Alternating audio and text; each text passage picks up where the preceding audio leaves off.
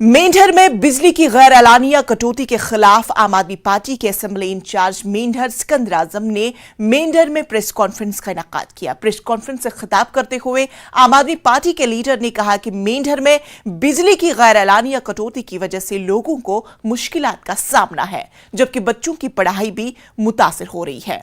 उनका कहना था कि मेंढर में बिजली की तरसीली लाइनें दरख्तों के झूले लेती नजर आती है और लकड़ी के खंबे आज के तरक्की याफ्ता दौर में भी बेहिसी की पोल खोल रही है, जबकि मुकर्रर औकात में भी बिजली का न आना किसी मुसीबत से कम नहीं और मौसम क्या बदला कि बिजली गायब होना माजी का तरीका है।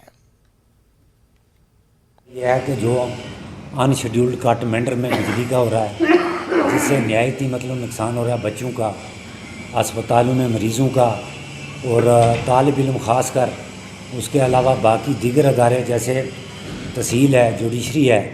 अब अनशेड्यूल कट में क्या बैकअप नहीं रहता है, वो उसका भी बड़े इम्पैक्ट उस पर है।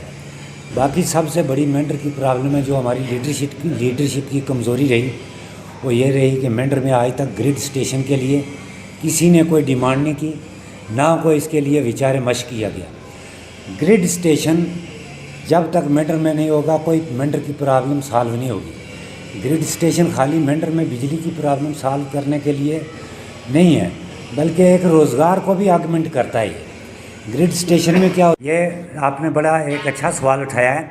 मैंने बहुत सारी जगह खुद देखा है, बड़ी जगह तारें पोल नहीं हैं और पेड़ों के साथ लटकाई हुई हैं, जिससे काफ़ी हादसात भी हुए हैं, जिनका अभी भी कुछ मुकदमात अदालतों में ज़ेर समाअत हैं। उसके बावजूद भी सरकार होश में नहीं आई।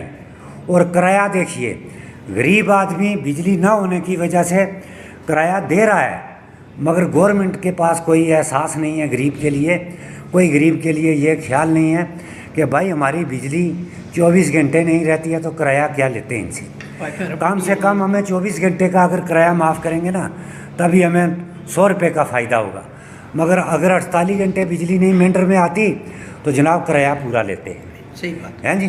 तो आप ये बताइए, जो गरीब की बोझ पड़ा, गरीब महंगाई से जूझ रहा है और ऊपर से बिजली की मार, ऊपर से पानी की मार, कोई पुरसान हाल नहीं हमारा।